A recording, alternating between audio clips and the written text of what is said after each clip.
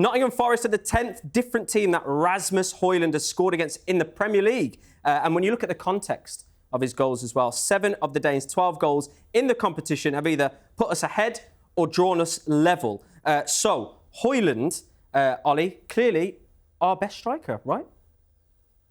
Oh, Wow. Oh, I love Rasmus. I just think he needs to work on his strength. He needs to work on his hold-up play. There's been too many times, especially with Amorim. I think that's his concern. That's why we're looking for strikers. The concern for Amorim is you put it into Rasmus. I'm never confident he's going to get hold of it and just hold it. Yeah. Every time he gets hold of it, he gets hit. And when he does actually get it right, we get something out of it. Right, yeah. No, and we get an attack out of it. He turns the marker. He just a bit. That's the area of the game that he needs to improve on. I don't think there's no denying he can finish. He's got great pace. I love his endeavour. I love his celebrations. I love how much he loves playing for Manchester United. I just think that's why we're looking at other strikers, clearly, because we just need someone with experience. No disrespect to Rasmus, we need a top-level striker again. And for me, when you look at... What's the top-level striker there? Well, Give me a name. GYOKERES is one. Unproven outside of Portugal. Yeah, but for me, you can tell in the system, especially with this manager. Yeah, absolutely. He's got a lorry load of goals. He's physical. He's powerful. You can see it. He can. Why I saw him Tony though doesn't get a lot wrong. Even though. Yeah, but look what he's gone on to do. Look what he's gone on to do since. And then I saw him against Man City. I'm not convinced he's top. I saw him against Man City. Absolutely take the mick. You could say that Man City were poor. I saw him, even though they lost 5-1 against Arsenal, I saw him back up against Gabriel and win fouls and give problems. And it is about the eye test, of course. There's no guarantee. You know, Victor Osimhen is another one. There's a lot of strikers that are outside the league. Playing in Turkey for Galatasaray. Exactly, because it hasn't gone right. Strikers is the hardest thing to do. But I look with my eyes, Rasmus Hojlund ain't it. you're having Hojlund the night. You Crook it. It sounds like you're jumping to his defence. To a certain extent, for the reasons that Ollie said, I do love the passion he has for the badge, and I think some of his teammates could learn from that. I think he's very young. He's been thrown into a poor side with a poor culture. Still got 16 goals last season when you've got two wingers who never cross the ball because they always want to cut in and shoot. So I'm not willing to write him off yet. It's going to cost. If you want GYOKERES, you're going to have to pay at least 80 million. Probably, if you get into a bidding war, 100 million. Well, we paid 74 million for this kid. I don't think we've got the money. That's unproven. I don't think we've got the money. He had 9 goals and we spent 74 million. And I don't think GYOKERES is guaranteed yet. And look, I'll tell you what, another thing why you know how there's money out there. Rasmus Hojlund should have been a £30 million player. Nicholas Jackson came from Villarreal for £30 million. But so if the recruitment is right, there are strikers out there that you can get. See, I think I'd bank on Nicholas Jackson at this moment in time more than I would GYOKERES. Well, because he knows the league now. But would you have said that in his first season? Yeah. Probably not. I think we need someone that can just has that strength in this league, in the Premier League. You need to have someone that can get hold of defenders or cause a problem. I just think Hojlund too many times gives the ball away and we get caught, and that's why the transition's really important. Yeah. Because the transition with us at the moment is soon as we get the ball to someone like Hojlund up front, he loses it, and it's not his fault. He hasn't got. It's just not in his skill set. And Xerxes, we're told, is how old is he? Is he 21? 21, 22? Yeah. He's young. He's got not time, there yet. But he's not. We need ready-made. It doesn't have to be GYOKERES, but I'm just saying somebody who is more ready to do it now. But they're difficult to find. Look at Arsenal. Absolutely. Do you think if this myth that Mikel Arteta doesn't want to sign a number 9, if he saw someone who's guaranteed to get the goals to win the title, he'd buy him. But that's why he's got Havertz up. Why have City not replaced Alvarez?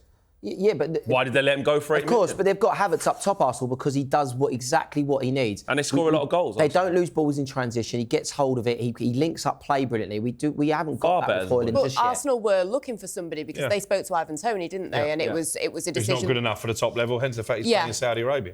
But again, they did speak to people. It was just a case of no one fit the bill, whether it was their ability on the pitch, their attitude off the pitch, or different things. So I get what you're saying. There's also links to them with GYOKERES as well. They're interested. If there was someone, Arsenal would have brought someone in. Isak's made of glass. Again, you're going to pay a lot of money for him.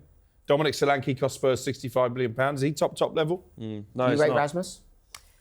I mean, he's scored, 2 league goals this season? I'm not sure. He scored 2 league goals. That's not amazing, let's be honest. But I kind of agree with Crookie in the sense of I cannot think of a reasonable name that we could bring in. I've always liked him. I do like the passion as well.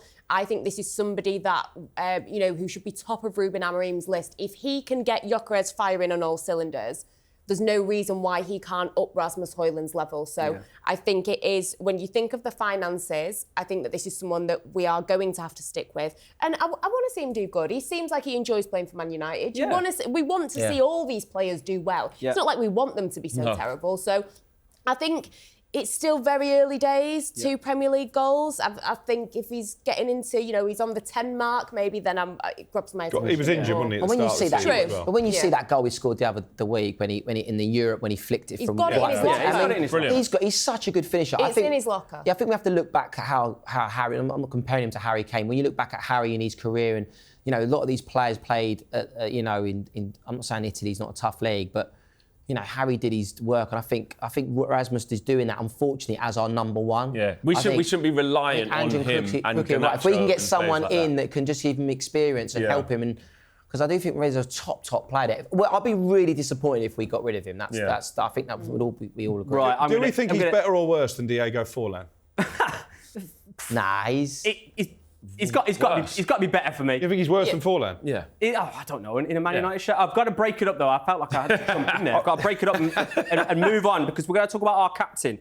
Since making his Premier League debut in 2020, only Kevin De Bruyne and James Ward-Prowse, 14 each, have scored more goals from outside of the box in this competition than Bruno. He scored 11 times outside the box alongside James Maddison and Son. And then we'll double down on the Bruno Fernandes stats, which is Fernandes has now either scored or assisted in 5 consecutive Premier League home games for the very first time. Now, there has been some Bruno criticism, I hear, even in that game against Forest, but for me, I say he avoids criticism for me. I think he's an absolute machine.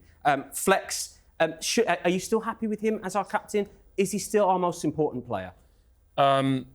He's the most likely to impact the game in an attacking wise. So whilst you're going through your struggles and you don't really have many places to turn, you need to be careful who you try and oust out the club.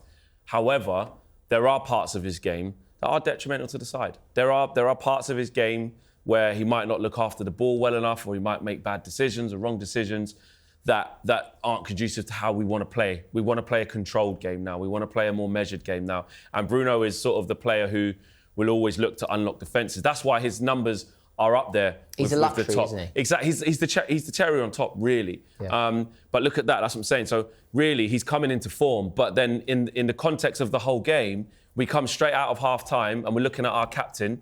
And what does he do? He's right in front of me or down on that side. He tries to play a 1-2 of Euro.